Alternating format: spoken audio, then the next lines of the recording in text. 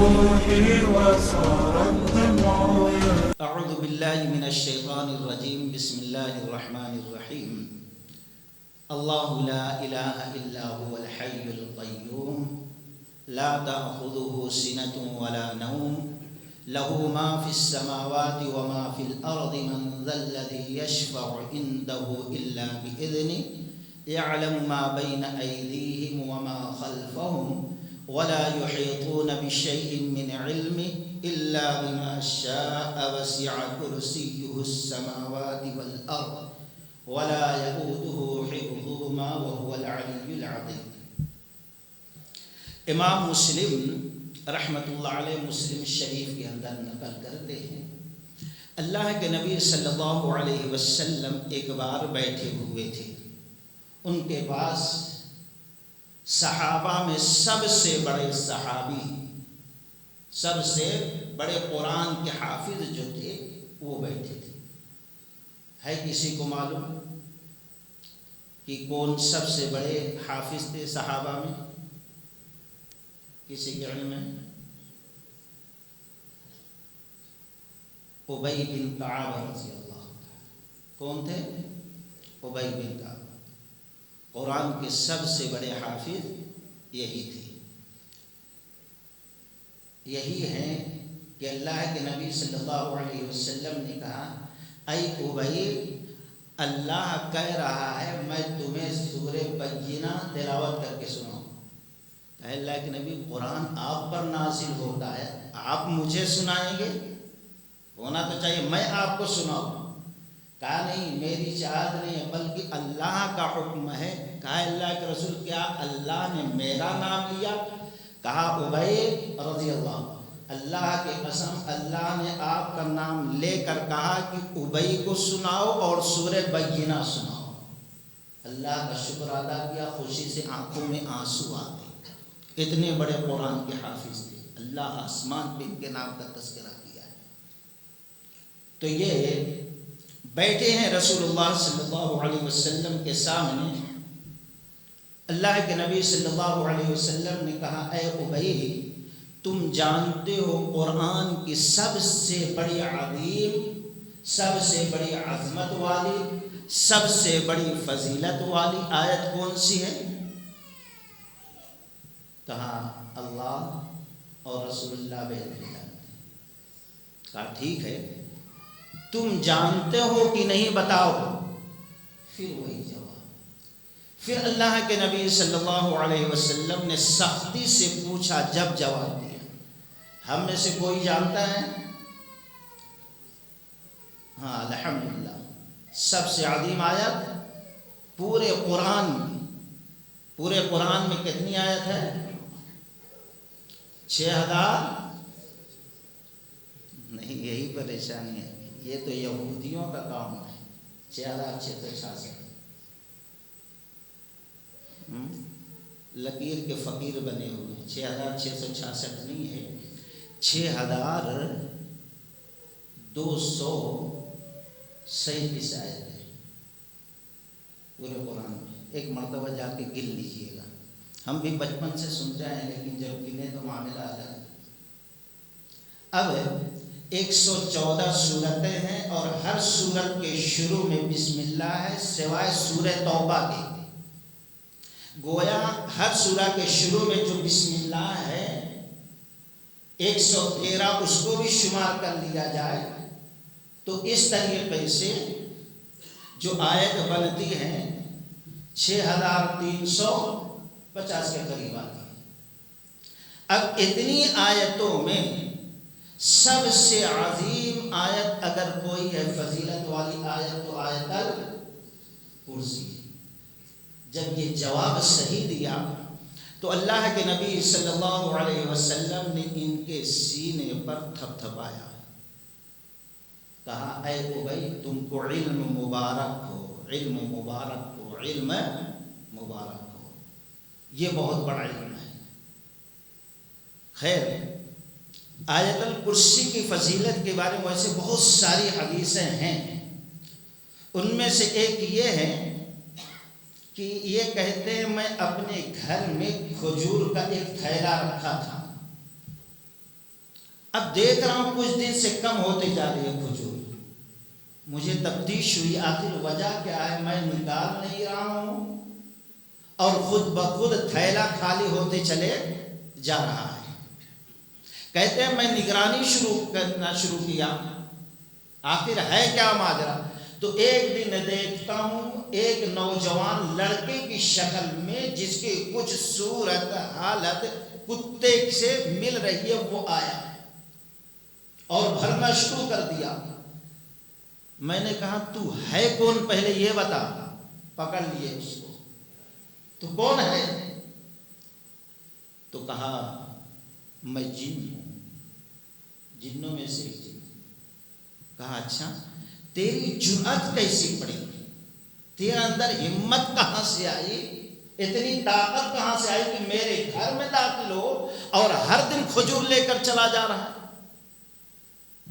کہا کہ ہم جانتے ہیں کہ جو مسلمان ہوتے ہیں وہ صدقہ خیرات کرنے کو بہت پسند کرتے ہیں. میں سوچا میں کیوں محروم رہا, اس لیے میں بھی نکال لیتا ہوں. شیطان کو بھی معلوم ہے کہ صدقہ خیرات مسلمان بہت پسند کرتا ہے, اس لیے وہ بھی محروم نہیں رہنا چاہتا. کہا ہاتھ پکڑ لیا تو دیکھا اس کا ہاتھ کتے کے جیسا ہے. کہا کیا جن ایسے ہی ہوتے ہیں, ان کی پیدائش ایسے؟ کہا نہیں, میں جنوں میں طاقتور جن ہوں اس لیے ایسا. کہا یہ بتا تیرے شر سے, تیرے برائی سے بچنے کا طریقہ کیا ہے؟ اس نے کہا آیت الکرسی پڑھ لیا کرو, میرے شر سے تم محفوظ ہو جاؤ گے. چھوڑ دیا اس کو. صبح ہوئی, رسول اللہ صلی اللہ علیہ وسلم کی خدمت میں حاضر ہوئے, پورا واقعہ ذکر کیا تو اللہ کے نبی صلی اللہ علیہ وسلم نے فرمایا وہ خبیث مردود ہے, لیکن جو بات بتایا ہے اے ابی وہ سچی بات ہے. یعنی پڑھ لو شیطان کے سر سے اور گھر میں جو نحوستیں ہیں اس سے محفوظ ہو جاؤ گے. اور اس طریقے سے کئی واقعات اور ہوئے ہیں.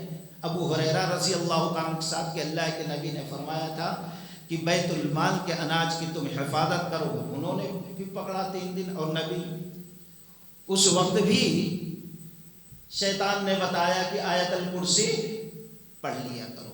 خیر بڑی فضیلت ہے.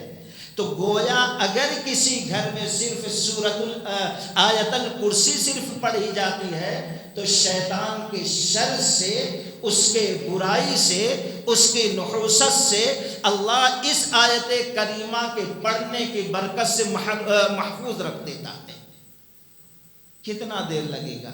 25-30 سیکنڈ میں پڑھ لے سکتے ہیں اس کی. اور اسی طریقے سے کچھ روایتیں ملتی ہیں. امام شوکانی رحمۃ اللہ علیہ کہتے ہیں یہ حدیث صحیح ہے کہ اگر کوئی شخص ہر فرض نماز کے بعد اور دعائیں جہاں پڑھتا ہے وہاں پر آیت الکرسی بھی پڑھ لے تو اللہ کی قسم اس کو جنت میں داخل ہونے سے کوئی چیز روک ہی نہیں سکتی. اب اگر کوئی شخص اس کو جنت میں جانے سے روک رہی ہے جو ہر فرض نماز کے بعد آیت الکرسی پڑھتا ہے تو صرف اس کی زندگی ہے. جس دن زندگی ختم, جس دن وہ مر جائے گا, اس آیت الکرسی کی نماز فرض کے بعد تلاوت کی برکت سے اللہ سیدھا جنت کے اندر داخل کر دے گا. اللہ تعالیٰ سے دعا کریں کہ اللہ تعالیٰ اس شرف کو ہمیں عطا فرما دے. تو اب اس کے اندر ایسی کیا چیز ہے؟ اللہ تبارک و تعالیٰ نے اس کے اندر اپنی قدرت کا تذکرہ کیا, اپنا تعارف کرایا ہے.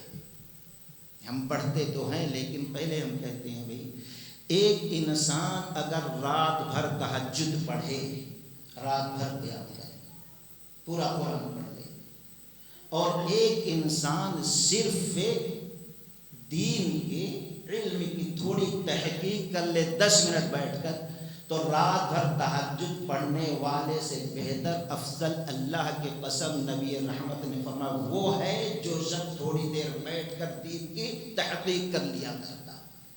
بہت بڑی عبادت ہے.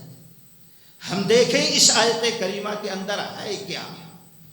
شروعات اس آیت کی اللہ تعالیٰ اپنے ذاتی نام سے کرتا ہے, جو اللہ کا اصل نام اللہ ہے، اور ہر چیز کا ترجمہ کوئی ایسی چیز نہیں ہے کہ جس کا ترجمہ نہ ہو۔ اور اللہ کا ترجمہ کیا ہے؟ کسی کو نہیں معلوم۔ اللہ کا ترجمہ اکثر لوگ خدا سے نہیں کرتے ہیں۔ اکثر لوگ کہتے ہیں اللہ کا ترجمہ خدا، کیوں؟ خدا خود سے ہے اس لیے اس کو خدا کہا جا سکتا۔ کیا یہ صحیح ہے؟ جیسے اللہ کی ذات سے لیس کمثلہ شیء، اس کے مثل کوئی نہیں ہے، ویسے اللہ کی قسم اللہ کا کوئی ترجمہ بھی نہیں ہے۔ خدا اللہ کے لیے استعمال کرنا یہ کفریہ لفظ ہے، حالانکہ وہ ہمارے زبان سے نکلتا رہتا ہے۔ کیوں؟ اللہ ہمیشہ سے ہے اور ہمیشہ رہے گا۔ خدا یہ فارسی لفظ ہے، خود ہے یعنی خود سے آنے والا۔ جب کوئی چیز خود سے آتی ہے تو گویا ہم اس بات کا اعتراف کرتے ہیں کہ آنے سے پہلے وہ چیز موجود نہیں تھی۔ جب اللہ کے لیے خدا کا لفظ استعمال کرتے ہیں گویا اللہ خود سے آیا، تو گویا اس کا اعتراف کرتے ہیں جب اللہ آیا تو آنے سے پہلے اللہ موجود نہیں تھا۔ یہ کفر نہیں ہے تو اور کیا ہے؟ جبکہ اللہ کی کوئی حد ہی نہیں، ہمیشہ سے ہے اور ہمیشہ رہے گا۔ اس لیے لفظ خدا اللہ کے لیے استعمال کرنا صحیح نہیں ہے۔ اللہ کون ہے؟ لا الہ الا ہو، اللہ وہی ہے جس کے علاوہ کوئی معبود برحق نہیں ہے۔ اس کے علاوہ جو چیزیں ہم عبادت کے طور پر کرتے ہیں، قیام ہو، رکوع ہو، سجود ہو، تشہد ہو، صدقہ خیرات ہو، نذر و نیاز ہو، قربانی ہو، یہ ساری چیزیں عبادت ہیں اور اللہ کے لیے ہیں۔ اللہ سے ہٹ کر اگر کسی اور کے لیے کرتے ہیں تو گویا رب کو چھوڑ کر ہم نے دوسرے کو معبود بنا لیا، اور یہی شرک ہے۔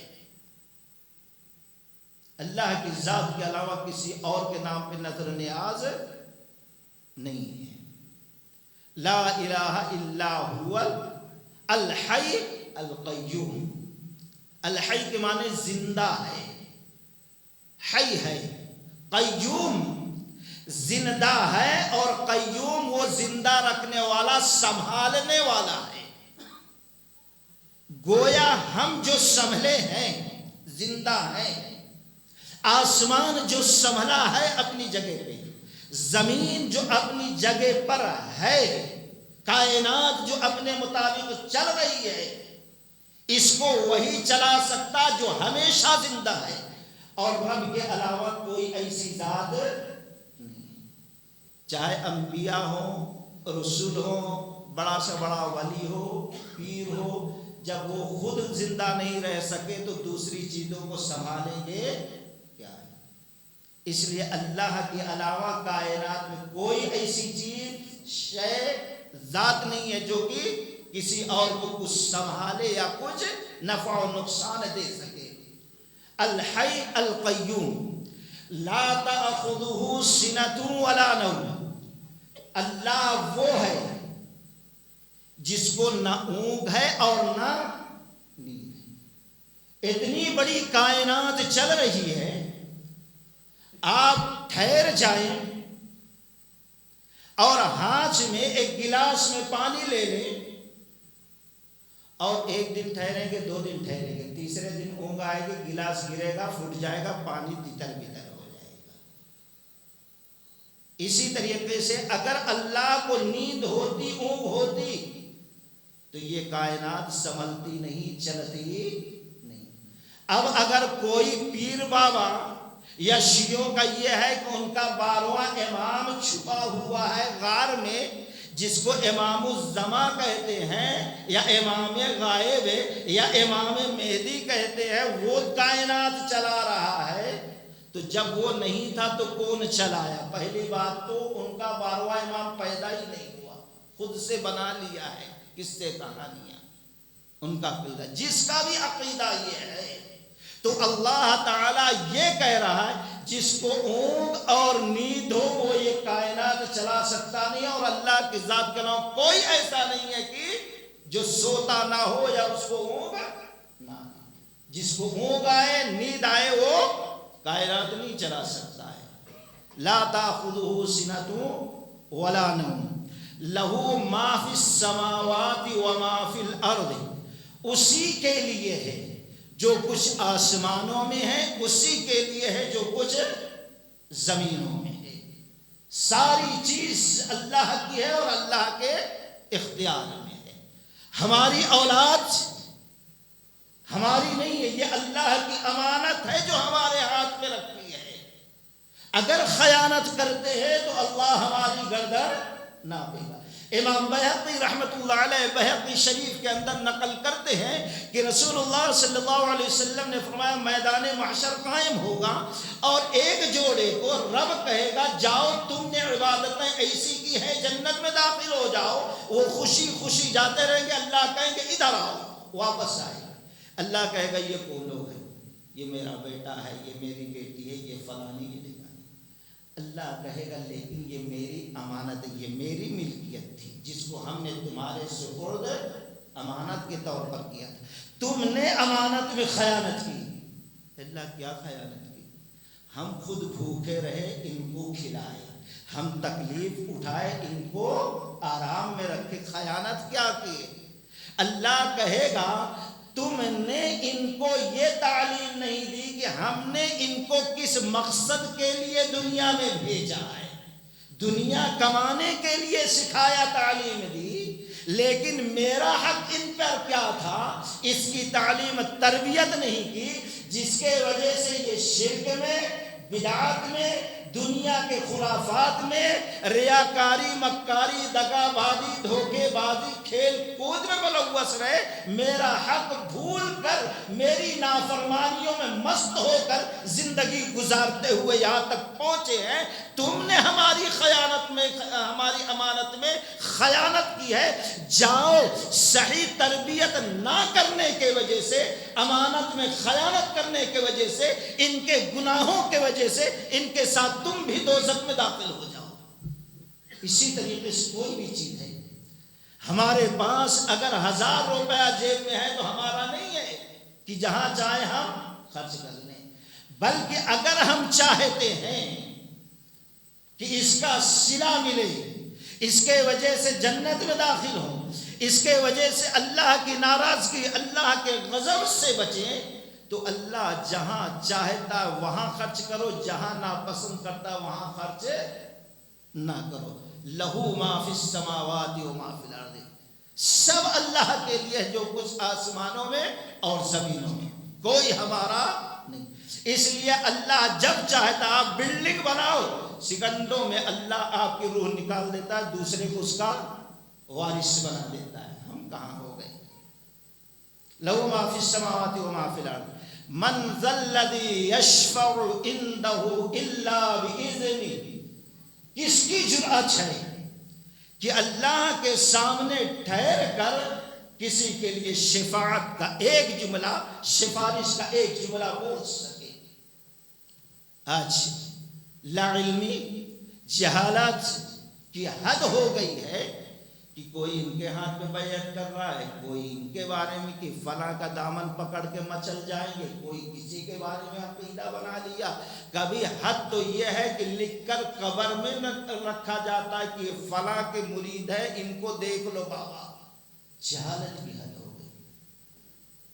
ابراہیم خلیل اللہ علیہ السلام ہے، بخاری کی روایت ہے، نبی علیہ السلام نے فرمایا میدان محشر قائم ہوگا، دوزخ میں کچھ لوگ داخل ہوتے رہیں گے، حضرت ابراہیم خلیل اللہ علیہ السلام کے والد آئیں گے، آزر کہیں گے بیٹا دنیا میں تمہاری نہیں مانی، اطاعت نہیں کی، لیکن ہوں تمہارا باپ، تم ہو میرے بیٹے، تم تو اللہ کے خلیل ہو نا، تم اللہ کے رسول تھے، تم نے اللہ کی محبت میں بہت کچھ قربان کر دیا، تمہاری اللہ تک پہنچ ہے، بس آج میں تمہاری ہر بات مانوں گا، بیٹا نافرمانی نہیں کروں گا، اللہ سے کہہ کر مجھے نجات دلا دو دوزخ سے۔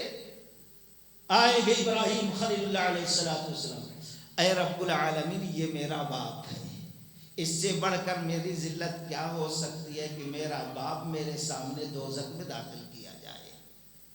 اللہ کہے گا ابراہیم ذرا نیچے تو دیکھو، ابھی تک تو ان کے باپ کی تھوڑی حالت صحیح رہی ہوگی، لیکن جیسے سفارش کا جملہ بولیں گے اللہ کہے گا نیچے دیکھو تو گندے نالی میں گوبر میں جس طریقے سے کیڑا لت پت رہتا ہے وہی حالت ان کے باپ کی بجو کیڑے کی ہوگی۔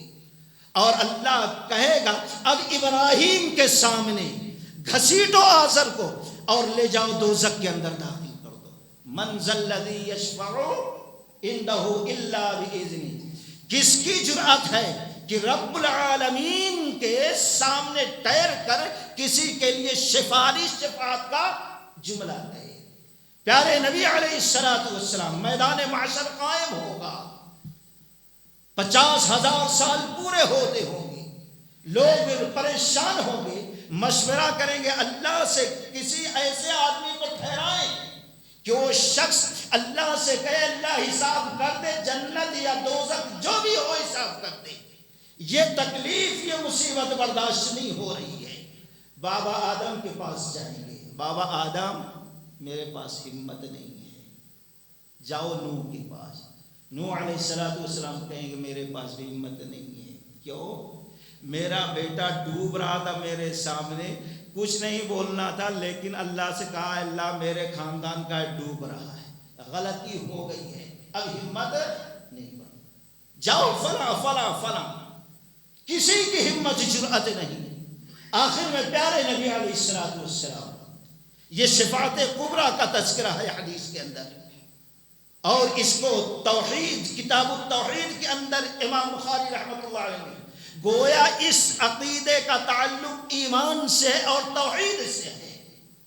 اللہ کے نبی صلی اللہ علیہ وسلم جائیں گے، سر جھکائیں گے، کچھ بولنے کی ہمت نہیں، جرأت نہیں، تعریف کرتے کرتے اللہ کی رحمت جوش میں آئے گی اور کہے گا اللہ سر اٹھاؤ، سفارش کرو، سفارش قبول کی جائے گی۔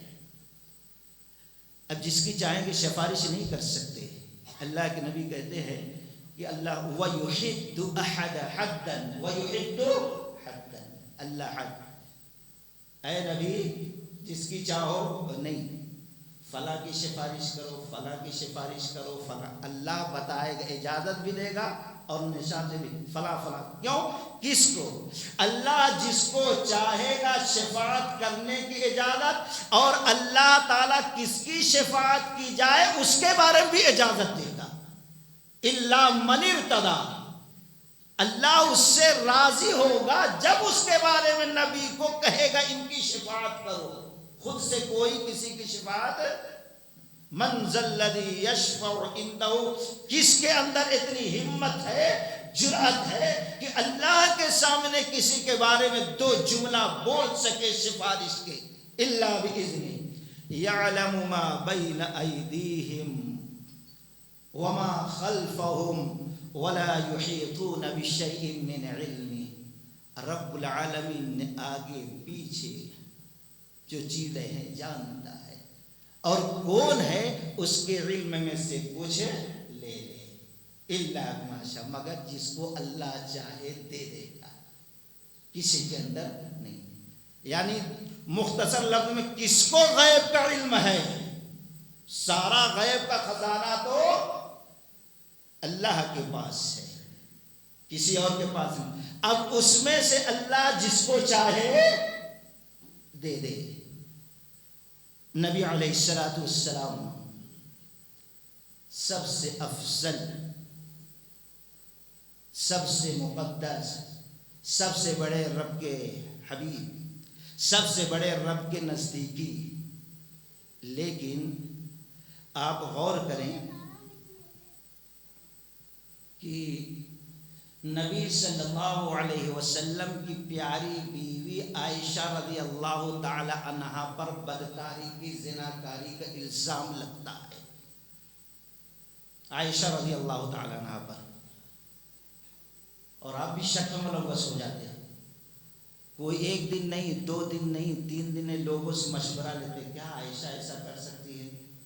عائشہ رضی اللہ تعالیٰ کے بارے میں کیا خیال ہے؟ تم بتاؤ کیا خیال ہے، تم بتاؤ کیا خیال۔ ارے 50 دن گزر جاتے ہیں، گھر کی خبر نہیں ہے، اللہ نہیں بتایا تو۔ وَلَا يُحِيطُونَ بِشَيْءٍ مِّنْ عِلْمِهِ إِلَّا بِمَا شَاءَ۔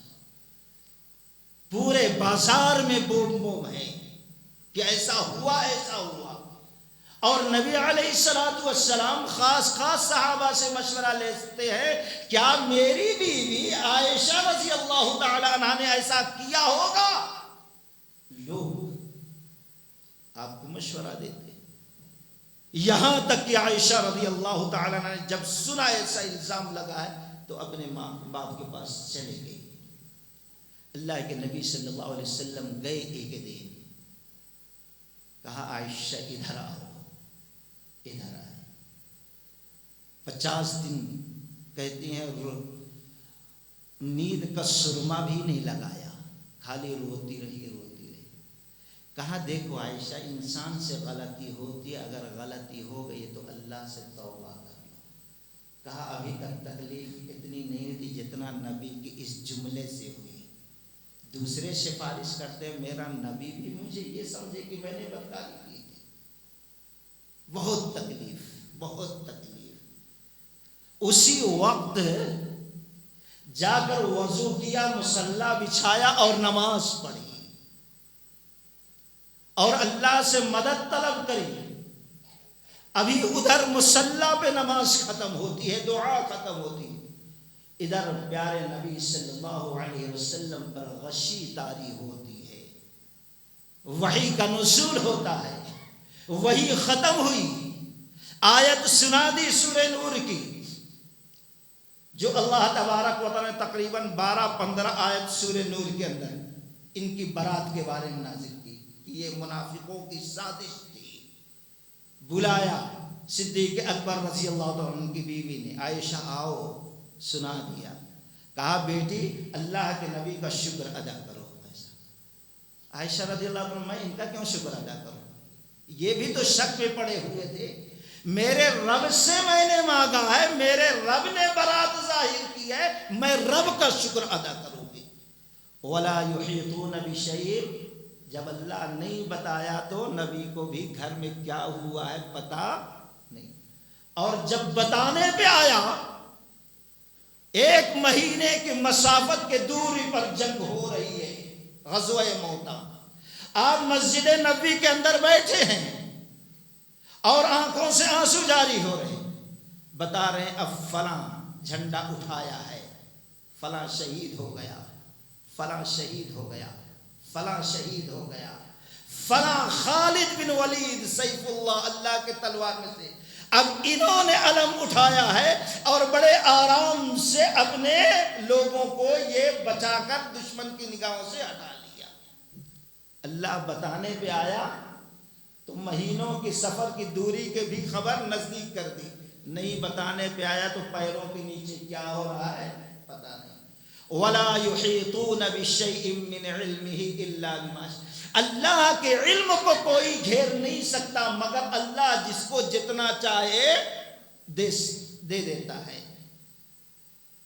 وَسِعَ كُرْسِيُّهُ السَّمَاوَاتِ وَالْأَرْضِ، اس کی کرسی نے آسمان زمین کو گھیرا ہے کیا کرسی؟ بس کرسی ہے۔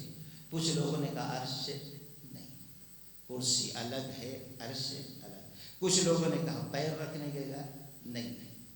ہمارے اور آپ کے ایمان کا تقاضا، توحید کا تقاضا یہ ہے کہ جو چیزیں جیسے اللہ نے، رسول اللہ صلی اللہ علیہ وسلم نے بیان کر دی ہے، اس پر ویسے ہی ایمان لا لینا ہے۔ جس چیز کی وضاحت نہیں ہے اس کے پیچھے پڑنا نہیں۔ بس کرسی ہے، عرش الگ ہے، اللہ کیسا اس پر مستوی ہے اللہ کے سوا کوئی جانتا نہیں، بس ہمارا ایمان ہے کرسی کا اور عرش کا۔ ولا یؤودہ حفظہما وہو العلی العظیم۔ اللہ تعالیٰ ان چیزوں کی نگہبانی کر رہا ہے، حفاظت کر رہا ہے، اس کی نگہبانی سے وہ نہ اکتاتا ہے اور نہ تھکتا ہے، وہ بڑی عظمت والا ہے، بڑی بلندی والا ہے۔ یہ آیت الکرسی کا ترجمہ ہم نے آپ کے سامنے رکھا۔ غور کریں، اگر آج مسلمان صرف اس آیت کے ایک ایک لفظ پر غور کر لے، اپنے عقیدے کی اصلاح کر لے، تو بہت ساری بنیادی جو گمراہی ہے اس سے اپنے آپ کو بچا سکتا ہے۔ اللہ تعالیٰ سے دعا ہے کہ اللہ تبارک و تعالیٰ جو چیزیں اس میں بیان کیا اس کے مطابق عقیدہ بنانے اور زندگی گزارنے کی توفیق عطا فرمائے۔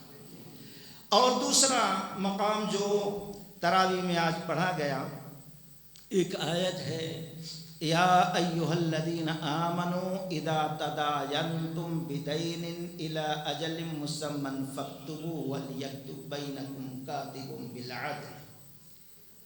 قرآن مجید کی سب سے لمبی آیت یہی آیت ہے، پورے قرآن میں اس سے لمبی آیت الکرسی عظیم ہے، فضیلت کے حساب سے سب سے بڑی، اور یہ لمبائی کے حساب سے سب سے لمبی آیت سورۃ البقرہ کی آیت نمبر 282، سب سے لمبی آیت، اور بڑا اہم مسئلہ اللہ تعالیٰ نے بیان فرمایا ہے جو تقریباً ہر انسان کے ساتھ ہوتا رہتا ہے، ہم سب اس کے اندر ملوث آئے دن رہتے ہیں، بڑا ہو چھوٹا ہو، امیر ہو غریب ہو، کاروبار والا ہو، کیسا بھی ہو۔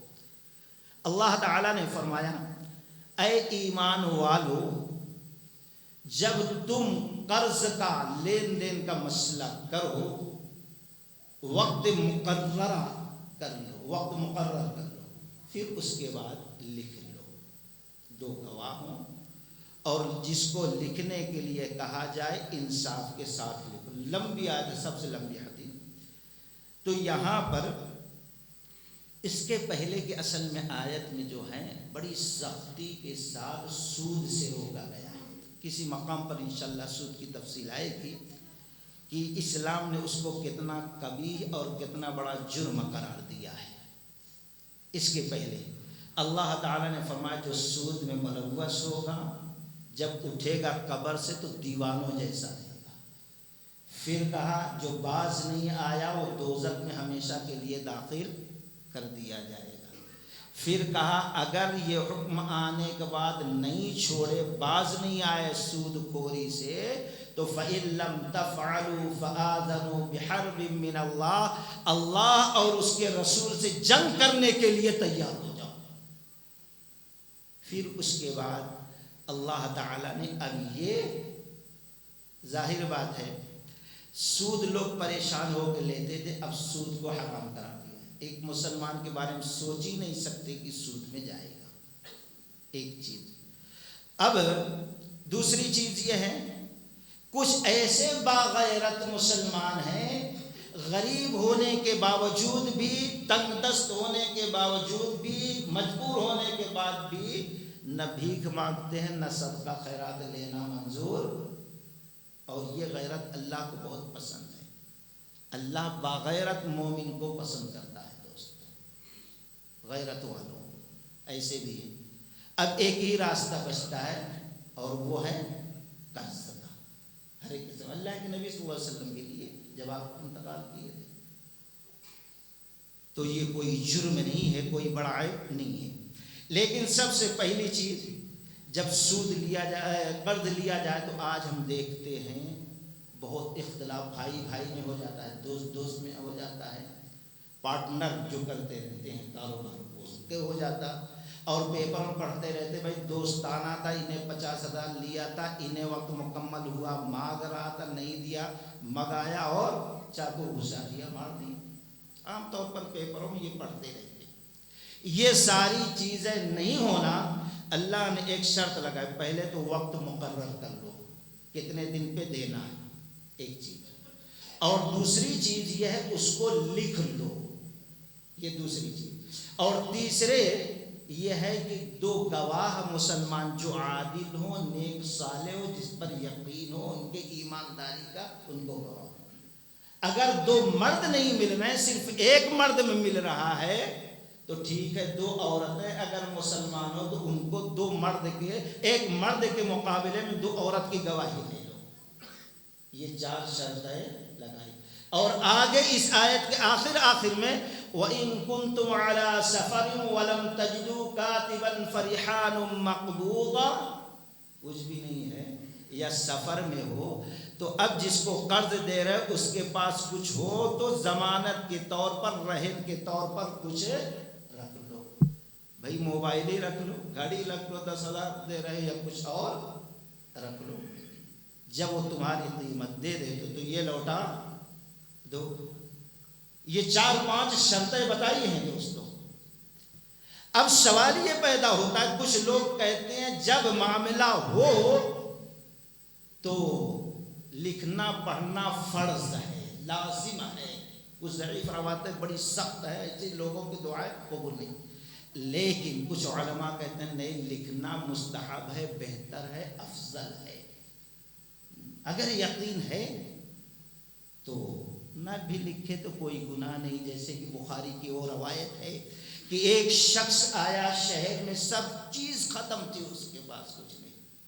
اب سمجھ میں نہیں آ رہا کس سے مانگے، نہ یہ کسی کو پہچانتا نہ اس کو کوئی پہچانتا. ایک نیک شخص کے پاس گیا اور کہا بھائی میرا معاملہ ایسا ہے، میں فلاں ملک کا ہوں، کوئی چیز میرے پاس نہیں ہے، 1,000 دینار ہم کو دے دو. کہا ضمانت لاؤ، کوئی پہچانتا؟ کوئی بھی نہیں پہچانتا. پھر کیسا؟ کہا اللہ. کہا جب تم نے اللہ کو گواہ بنا لیا تو میں بھی دینے کے لیے اللہ کو ہی گواہ بنا رہا ہوں. اللہ تعالیٰ کو گواہ.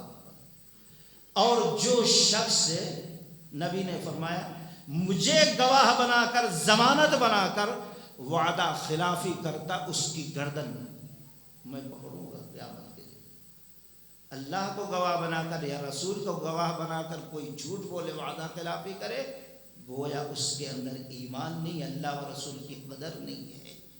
گواہ بنا لیا، یہ لا کر دے دیا، چلے گیا. جس دن آنے کے لیے، رقم واپس کرنے کے لیے اس نے وعدہ کیا تھا، یہ شخص رقم دینے والا چلا گیا. دونوں کے ملک کے بیچ میں سمندر حائل تھا، انتظار کر رہا ہے. وہ بتایا تھا فلاں دن ہوگا کشتی سے.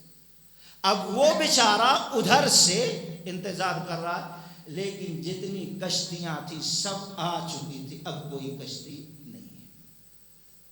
یہ شخص اب دیکھا سورج ڈوب گیا، ساری کشتیاں آ گئی، اس نے وعدہ خلافی کی ہے.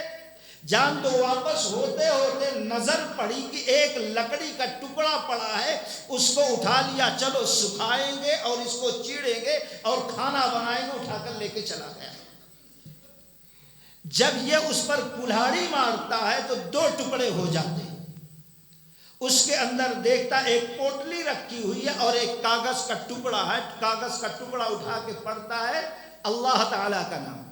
بھائی معاملہ یہ ہے کہ میں آیا جب سمندر کے کنارے تو ساری کشتیاں جا چکی تھی. میں نے اللہ کو گواہ بنایا تھا تو اللہ کے اوپر یقین کر کے اس لکڑی کے اندر ہم آپ کی لی ہوئی قرضے کی رقم 1,000 دینار رکھ رہے ہیں اور اللہ سے امید رکھ رہے ہیں کہ اللہ پہنچا دے گا. جو وقت مقرر کیا تھا اللہ نے پہنچا دیا. اور اللہ کی قسم، اللہ کے نبی صلی اللہ علیہ وسلم نے فرمایا جو شخص قرض لیتا ہے اور پھر سچے دل سے وقت مقررہ پر لوٹانے کی کوشش کرتا ہے، اللہ اس کی مدد کرنا اپنے اوپر فرض قرار دیتا ہے.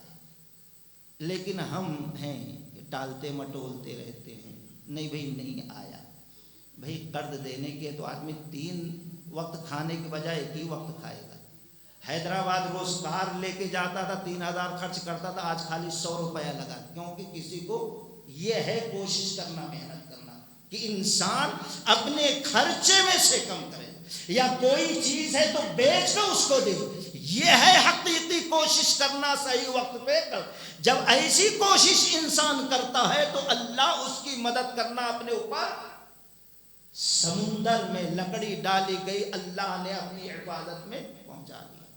پھر کچھ دنوں کے بعد وہ آیا اور کہا لیجئے بھائی آپ رقم. یہ نہیں پوچھا کہ ملی کہ نہیں ملی. لو, اس نے کہا آپ بھیجے تھے پورا واقعہ. کہا اللہ تعالیٰ کو گواہ تم بنائے تھے, ہم بنائے تھے, اللہ نے وقت مقررہ پر دلا. اس سے محدثین اور مفسرین مسئلہ یہ نکالتے ہیں اگر کسی شخص کو یقین ہے نہ بھی لکھے تو کوئی بات نہیں, لیکن آج کے دور کے حساب سے لکھ لینا ہی, قرآن کی اس آیت کریمہ پر عمل کر لینا ہی بہتر ہے, بلکہ لازم ہے, سمجھ لیجیے. تو خیر یہ 4-5 چیزیں ہیں. اب ایک طرف جب انسان قرض مانگے تو اب جو اچھے لوگ ہیں اللہ تبارک و تعالی نے ان کو کہا قرض دو. جب قرض دو تو آسانی کے لیے کہا وَإِن كَانَ ذُو عُسْرَةٍ فَنَظِرَةٌ إِلَى مَيْسَرَةٍ وَأَن تَصَدَّقُوا خَيْرٌ لَكُمْ إِن كُنتُمْ تَعْلَمُونَ. اور اگر تنگ دست ہو, وقت پر نہ دے سکے تو اب اس کی تنگی کو ختم ہونے تک مہلت دے دو, کیوں واپس کرے. اور اگر صدقہ کر دو, جاؤ بھائی اللہ کی رضا کے لیے ہم نے دے دیا, تو یہ تو بہت بہتر, اگر تم کو علم ہے اس کی فضیلت کے بارے میں. تو حضرت بریدہ رضی اللہ تعالیٰ عنہ کہتے ہیں فضیلت کتنی ہے دوستو قرض دینے کی. مسند احمد کی روایت ہے, کہتے ہیں کہ اللہ کے نبی صلی اللہ علیہ وسلم نے فرمایا جو شخص قرضہ دیتا ہے, جتنا دیتا ہے, مثال کے طور پر 1000 دینار دے دیا, 1000 روپے کسی کو آپ نے دے دیا, کتنا, 1 مہینے کے لیے, تو آپ نے فرمایا ہر دن 1000 روپیہ صدقہ کرنے کا ثواب اللہ دیتا رہے گا. ایک مرتبہ آپ نے یہ فرمایا. ایک مرتبہ پھر کہا کوئی شخص جتنا کسی کو قرضہ دیتا ہے ہر دن اس کے ڈبل صدقہ کرنے کا ثواب اللہ اس کے کھاتے میں فرشتوں کو کہہ دیا لکھتے رہو.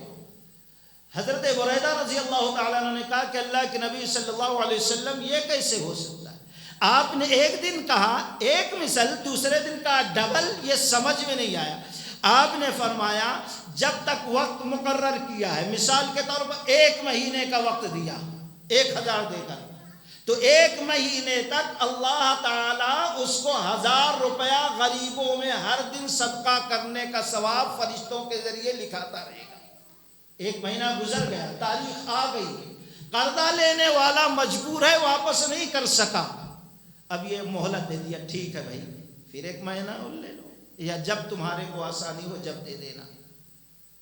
اب جو آسانی دیا 1 مہینے کے بعد, تو اللہ اتنا راضی ہوتا ہے, اتنا خوش ہوتا ہے قرض دینے والے سے کہ اب فرشتوں کو کہتا ابھی تک اس کے مثل تم لکھتے تھے, لیکن اب ڈبل ہر دن, جب تک اس کا قرضدار قرضہ واپس نہ کرے ڈبل اس کے کھاتے میں لکھتے رہو کہ یہ غریبوں پر صدقہ کرتے چلے جا رہا ہے. اتنی فضیلت. امام مسلم رحمۃ اللہ علیہ دوسری روایت نقل کرتے ہیں, ابو یعلا رضی اللہ تعالیٰ عنہ حدیث کے راوی ہے, قیامت قائم ہے, میدان محشر قائم ہے, اللہ کے سامنے ایک شخص کو لا کر ٹھہرا دیا, اللہ سوال کرتا ہے میرے بندے تیری نیکیاں کم پڑ گئی, اب تجھے نجات کیسے, یاد کر کوئی نیکی, یاد کر. بندہ کہتا ہے اللہ میں نے کوئی ایسی نیکی نہیں کی ہے کہ جس کا بدلہ میں تجھ سے مانگ سکوں, اجر مانگ سکوں, ثواب مانگ سکوں. اللہ کہتا ہے میرے بندے یاد تو کر, کوئی نیکی نہیں کی, یاد کر میرے بندے, کوئی نیکی نہیں کی. پھر کہتا ہے اللہ ایک نیکی یاد آ رہی, کیا, آپ نے تھوڑا پیسہ دیا تھا, میں نے کاروبار کیا, تجارت پیشہ تھا, اب کوئی شخص قرض مانگنے آتا تھا تو میں اس کو قرض دے دیتا تھا, اگر تنگ دست ہے میں اس کے لیے آسانی پیدا, مولا ٹھیک ہے جب ہوگا دے گا. اور اگر کوئی مالدار رہتا تھا نہیں دے سکتا تھا تو میں اس پر سختی نہیں کرتا تھا, گالی گلوج مار پیٹ پر نہیں آ سکتا, ٹھیک ہے بھائی ذرا جلدی کوشش کر دو. یہ کہنے کے بعد اللہ تعالیٰ کی رحمت جوش میں آتی ہے. اللہ کے نبی صلی اللہ علیہ وسلم میرے بندے جب تم میرے تنگ دست بندوں پر آسانیاں کیا تو تجھ سے زیادہ میں مستحق ہوں کہ میں آسانی پیدا کروں. جب میرے بندے کو قرض دے کر تو نے مہلت دی, آسانی پیدا کی, میری عظمت کی قسم اس کے وجہ سے میں تیرے سارے گناہ کو معاف کرتا ہوں اور اس نیکی کے وجہ سے میں تجھے جنت کے اندر داخل کر دے رہا ہوں. جا جنت میں داخل ہو. کتنا آسان ہے جنت میں داخل ہونا. یہ نیکیاں, یہ فضیلتیں گویا بتا کر نبی صلی اللہ علیہ وسلم ایمان والوں کو یہ تعلیم دے رہے ہیں. اگر تمہارا کوئی بھائی بہن مشکل میں ہو, مصیبت میں ہو, تو اس کو تم سود پہ نہیں, رشوت نہیں, بلکہ بطور قرض دے دیا کرو. نہ دے سکے آسانی پیدا کر دو, ہو سکے تو معاف کر دو. اس کا اجر اللہ بے انتہا تم کو عطا کرے گا. ایک طرف پیسے والوں کو اللہ تعالیٰ نے یہ کہا, دوسری طرف قرض لینا بھی کوئی بہت اچھی چیز نہیں ہے. اللہ کے نبی صلی اللہ علیہ وسلم, عائشہ رضی اللہ تعالیٰ عنہ روایت کرتی ہیں, مسلم شریف کی روایت ہے, جب آپ وطر کے آخری سجدے میں ہوتے تو دعا کرتے, اللہم انی اعوذ بک من عذاب القبر, اعوذ بک من فتنة المسیح الدجال, اعوذ بک من فتنة المحیا والممات, اعوذ بک من المآثم والمغرم, اعوذ بک من المآثم والمغرم, اعوذ بک من المآثم. اس لفظ پہ پہنچتے تو بار بار یہی پڑھ, اعوذ بک من المآثم والمغرم, اعوذ بک من المغرم. اے اللہ گناہ سے, قرض سے میری حفاظت فرما, میں تیری پناہ طلب کرتا ہوں. عائشہ رضی اللہ تعالیٰ عنہ نے سوال کیا کہ اللہ کے نبی صلی اللہ علیہ وسلم اس لفظ پہ جب آپ پہنچتے برابر تکرار کرتے رہتے, برابر پڑھتے رہتے, کیا بڑا گناہ ہے یہ. اللہ کے نبی صلی اللہ علیہ وسلم نے فرمایا, ایک انسان جب قرض تلے دبتا ہے تو وعدہ خلافی بھی کرتا ہے, جھوٹ بھی بولتا ہے, خیانت بھی کرتا ہے, نہ جانے کتنے گناہ میں وہ ملوث ہوتا ہے. اس لیے ان گناہوں سے بچنے کے لیے میں نے قرضداری سے پناہ مانگنا شروع کر دیا ہے. لیکن اگر کوئی شخص قرض لے اور لے کر صحیح وقت پہ دے تو یہ بھی اللہ کے ہاں بڑے نیکی اور اجر کا کام ہے. عائشہ رضی اللہ تعالیٰ عنہ ہمیشہ قرض لیتی تھی, جو رقم واپس کر دیتی تھی. پوچھنے والے نے پوچھا, مائی عائشہ آپ کو ضرورت بھی نہیں ہے پھر بھی آپ قرض لیتی ہیں اور دیتی ہیں؟ کہا صحیح بات ہے, مجھے ضرورت تو نہیں ہے, مجھے ضرورت نہیں ہے قرض لینے کی, لیکن پھر بھی میں لے لیتی ہوں, وقت پہ دے دیتی ہوں. کہا کیوں؟ کہا اس لیے کہ اللہ کے نبی صلی اللہ علیہ وسلم نے فرمایا جو قرض لے اور وقت مقررہ پر دے دے, اللہ کی مدد اس کے اوپر لازم ہو جاتی ہے, اللہ اس کا ساتھی بن جاتا ہے, اللہ کا وہ محبوب بندہ بن جاتا ہے. اسی لیے میں قرض ضرورت نہیں رہتی پھر بھی لیتی ہوں اور وقت پہ دے دیتی ہوں تاکہ اللہ میرے ساتھ ہو جائے. اس فضیلت کو حاصل کرنے کے لیے میں یہ کام انجام دیتی ہوں. اسی طریقے سے ایک تو قرض لینا مناسب نہیں, اب لے رہے ہیں تو پیسہ ہے تو ٹال مٹول کرنا, اللہ کے نبی نے فرمایا یہ ظلم ہے, یہ ظلم ہے طاقت رکھنے کے باوجود. اور اگر نہ دے تو یہ گناہ بھی معاف نہیں ہوتا ہے, یہ گناہ بھی معاف نہیں ہوتا ہے. اللہ کے نبی نے فرمایا ایک مجاہد اللہ کی محبت میں, شریعت کی محبت میں, رسول کی محبت میں, دین کی سربلندی کے لیے جنگ کرتا ہے, شہید ہو جاتا ہے, اپنے آپ کو قربان کر دیتا ہے.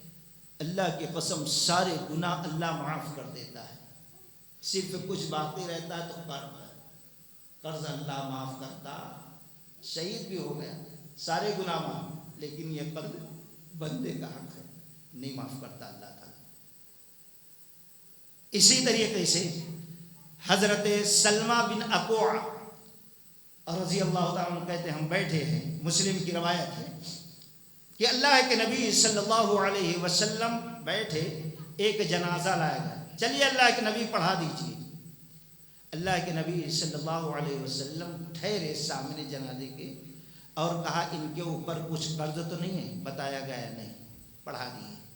ایک جنازہ اور لایا گیا، کہا گیا پڑھائیے، آپ آگے بڑھے، کہا اس کے اوپر کوئی قرض ہے؟ کہا ہاں 3 دینار ہے۔ کہا اس نے کچھ مرتے وقت اپنی جائیداد چھوڑا ہے؟ کہا ہاں چھوڑا ہے۔ آپ نے پڑھا دیا کہ اس میں سے دے دیا جائے گا۔ حضرت سلمان رضی اللہ تعالیٰ عنہ کہتے ہیں پھر ایک جنازہ لایا گیا، ٹھہرے پڑھانے کے لیے، کہا اس کے اوپر کوئی قرض نہیں ہے۔ آج یہ سنت ختم ہو گئی ہے، ہمارا آپ کا فریضہ ہے جب جنازے کے لیے ٹھہرے تو یہ اعلان کرے۔ 3 جنازے آئے، نبی ہر ایک کے بارے میں پوچھ رہے ہیں، قرض؟ کہا ہاں قرضہ ہے۔ کہا کوئی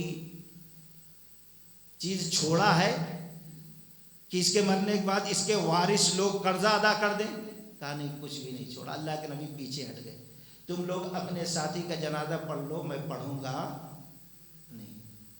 اتنا بڑا جرم ہے قرض لے کر ادا نہ کرنا کہ اللہ کے نبی نماز جنازہ پڑھانا بھی گوارا۔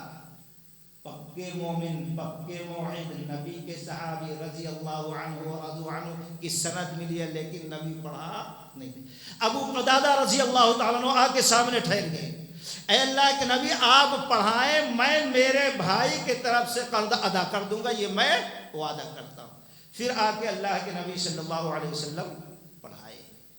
اسی طریقے سے جب قرض واپس کریں تو اللہ کے نبی صلی اللہ علیہ وسلم کا طریقہ تھا، جو قرض دیے اچھے انداز میں، یعنی اگر 1 کلو اناج لیے تو آپ حکم دیتے تھے واپسی کے وقت تھوڑا، یعنی 1 کلو 100 گرام بڑھ کے دو تاکہ وہ خوش ہو جائے، اس کی ہمت افزائی ہو کہ قرض دینے سے گھٹتا نہیں بلکہ ثواب کے ساتھ مال بھی زیادہ ملتا ہے۔ تو خیر یہ قرض کی کچھ اللہ تبارک و تعالی نے فضیلتیں بیان کی تھی کہ اس وقت جب قرض لیا جائے، دیا جائے تو ایک تو لکھ لیا جائے، دوسرے 2 گواہ ہوں، اور تیسرے وقت مقرر کر لیا جائے، تو انشاءاللہ جو آج پریشانیاں، لڑائی جھگڑے، اختلافات، رشتہ داری، دوستی ٹوٹ رہی ہے، یہ ساری نحوست سے انسان محفوظ رہے گا۔ اللہ تعالیٰ سے دعا ہے کہ اللہ تعالیٰ ان تمام احکامات پر صحیح طور پر سمجھنے اور عمل کرنے کی توفیق رفیق عطا فرمائے۔ سبحانک اللہم و بحمدک، اشہد ان لا الہ الا انت، استغفرک و اتوب الیک۔ السلام علیکم و رحمۃ اللہ وبرکاتہ۔